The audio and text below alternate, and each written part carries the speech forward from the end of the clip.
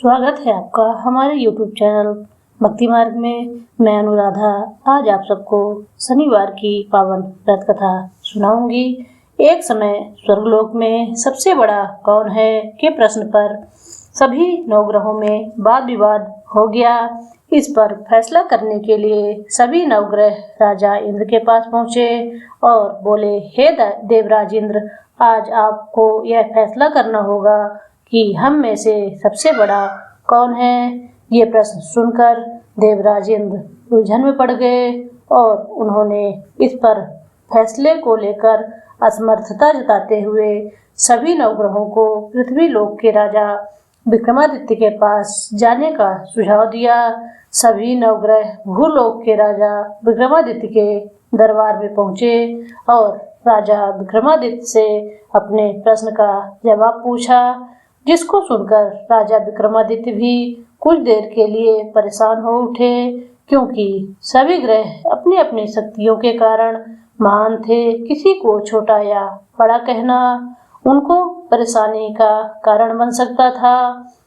तो तभी अचानक राजा विक्रमादित्य को एक उपाय सूझा और उन्होंने अलग अलग धातुओं के जैसे सोना, चांदी, कांसा, तांबा, सीसा, रांगा, जस्ता, अभ्रक और लोहे के 9 आसन बनवाए। सभी सबसे आगे सोने और सबसे पीछे लोहे के आसन को रखा गया। राजा ने सभी देवताओं को अपने अपने आसन पर बैठने को कहा। राजा विक्रमादित्य ने कहा, जो जिसका आसन हो ग्रहण करे। जिसका आसन सबसे पहले होगा वह सबसे बड़ा और जिसका आसन बाद में होगा वह सबसे छोटा होगा। लोहे का आसन सबसे पीछे था, इसलिए शनिदेव समझ गए कि राजा ने मुझे सबसे छोटा बना दिया। इस फैसले से शनिदेव नाराज होकर बोले, हे राजन, तुमने मुझे सबसे पीछे बिठाकर मेरा अपमान किया है। तुम मेरी शक्तियों से पराजित नहीं हो। सूर्य एक राशि में 1 महीने, चंद्रमा 2 महीने 2 दिन, मंगल 1.5 महीने, बुध और शुक्र 1-1 महीने, बृहस्पति 13 महीने रहते हैं। लेकिन मैं किसी भी राशि पर 2.5 वर्ष से लेकर 7.5 वर्ष तक रहता हूँ। बड़े बड़े देवताओं को मैंने अपने प्रकोप से पीड़ित किया है। अब तू भी मेरे प्रकोप से सावधान रहना। इस पर राजा विक्रमादित्य ने कहा, जो कुछ भाग्य में होगा देखा जाएगा। कुछ समय बाद जब राजा विक्रमादित्य पर 7.5 की दशा आई तो शनिदेव ने घोड़े के व्यापारी का रूप धारण किया और बहुत से घोड़ों के साथ विक्रमादित्य की नगर पर पहुंचे। राजा विक्रमादित्य उन घोड़ों को देखकर एक अच्छे से घोड़े को अपनी सवारी के लिए चुनकर उस पर चढ़े। राजा जैसे ही उस घोड़े पर सवार हुए वह बिजली की गति से दौड़ पड़ा। तेजी से दौड़ता हुआ घोड़ा राजा को दूर एक जंगल में ले जाकर चला गया और फिर वहां राजा को गिराकर गायब हो गया।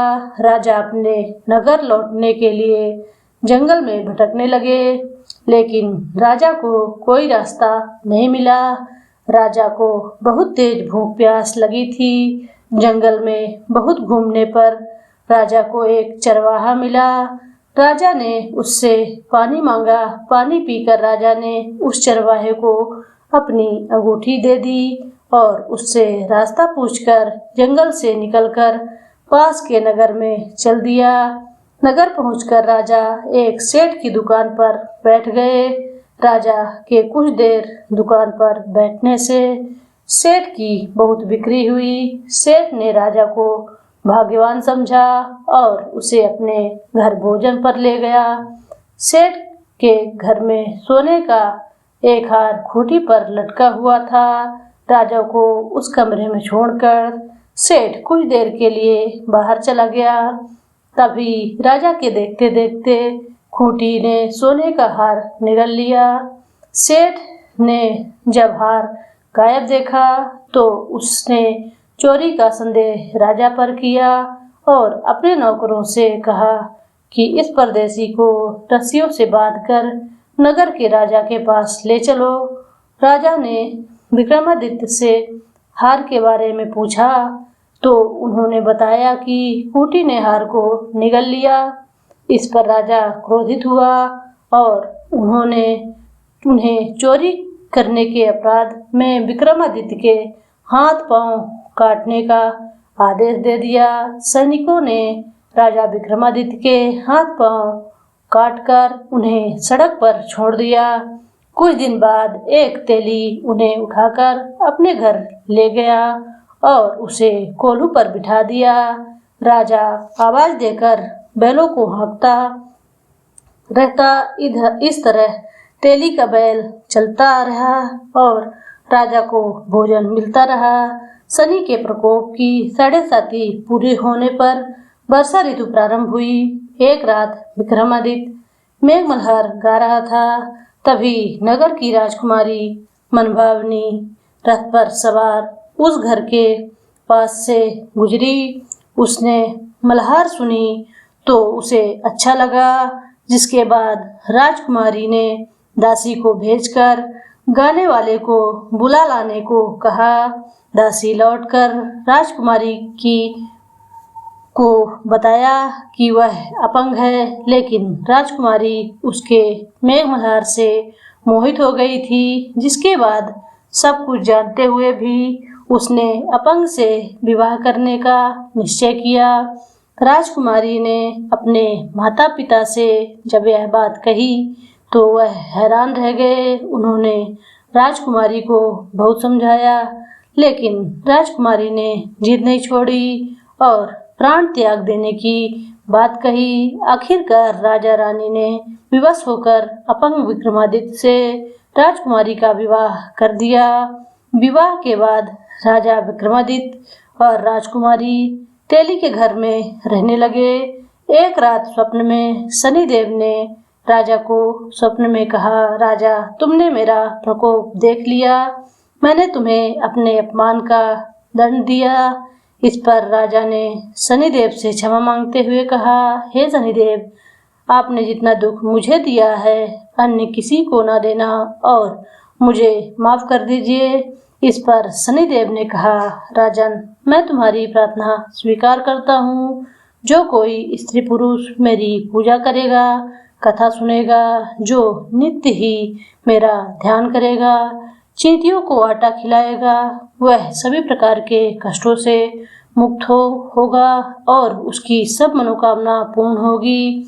अगले दिन प्रातःकाल राजा विक्रमादित्य की नींद खुली तो अपने हाथ पांव देखकर राजा को बहुत खुशी हुई।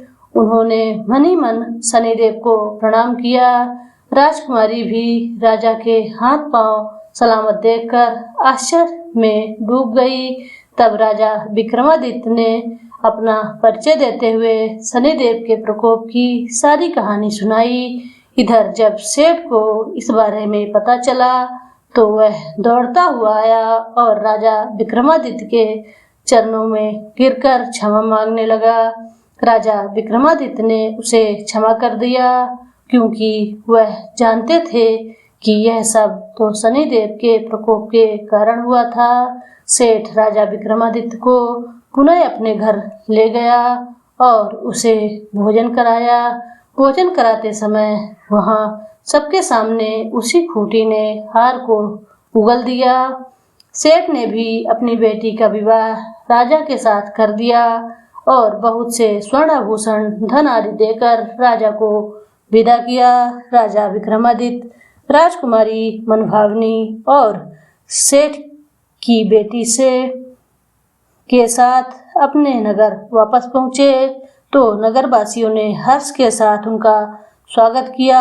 अगले दिन राजा विक्रमादित्य ने पूरे राज्य में घोषणा कराई कि शनिदेव सभी ग्रहों में सर्वश्रेष्ठ हैं।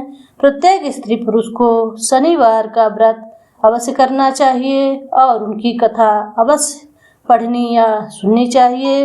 इस प्रकार शनिवार की पावन व्रत कथा समाप्त हुई। धन्यवाद।